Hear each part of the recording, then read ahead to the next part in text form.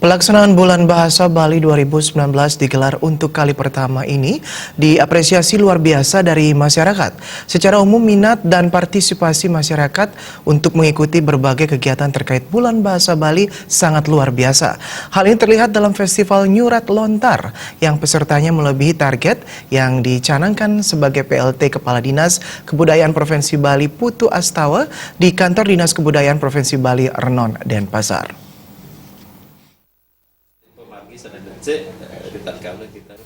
Putu Astawa menjelaskan festival dan lomba nyurat lontar yang digelar di Kabupaten Klungkung diikuti oleh lebih dari 4.000 peserta. Kegiatan serupa di daerah-daerah lain juga diikuti oleh peserta dengan jumlah melebihi target.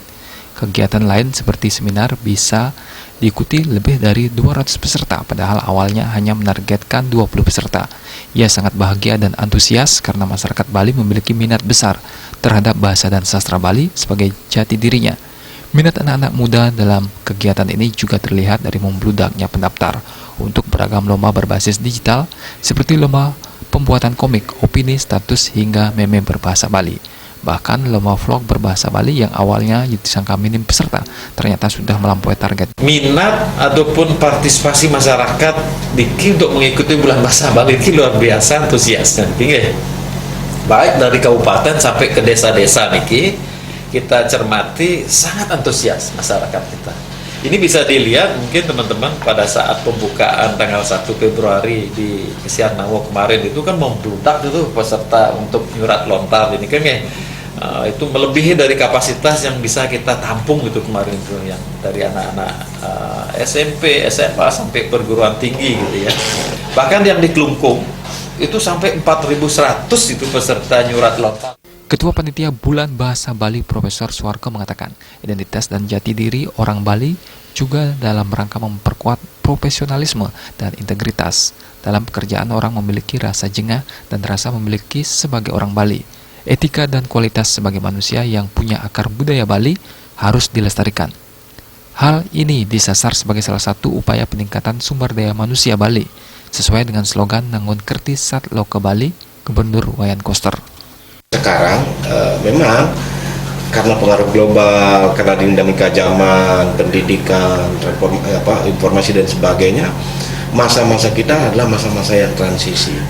Jadi identitas, jadi bukan kita fanatik kembali kepada yang kuno-kuno, tidak. Kita bisa memaknai apa yang ada dari dulu, itu menjadi akar dan penguatan jati diri. Itu yang sebenarnya kita mau. Jadi ada identitas yang kuat. Paparan tersebut diiakan pula oleh Ketua Tim Ahli Bulan Bahasa Bali, Igede Nala Antara, yang menyebut Bali sudah mengambil langkah yang luar biasa dengan pelaksanaan Bulan Bahasa Bali ini. Penggunaan dan pelestarian bahasa daerah ini jadi lebih kuat dan lebih hidup dengan kebijakan dari pemerintah daerah, karena prosesnya akan terjadi di berbagai tatanan dari atas hingga tingkat keluarga. Bulan Bahasa ini semua terlibat. Bagaimana proses pewarisan kepada anak-anak sehingga anak-anak juga ikut lomba dari tingkat desa, tingkat kabupaten, dan tingkat provinsi. Jadi pewarisan itu harus dilakukan di ranah keluarga. PLT Kepala Dinas Kebudayaan Provinsi Bali Putu Astawa mengingatkan sebelum puncak acara pada 28 Februari mendatang digelar pameran Bulan Bahasa Bali yang dimulai 26 Februari di kalangan Kesiarnawo Taman Budaya.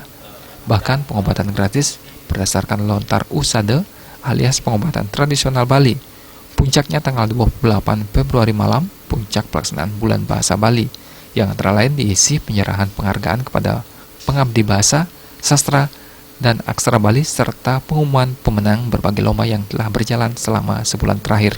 Indrawan, Bali TV.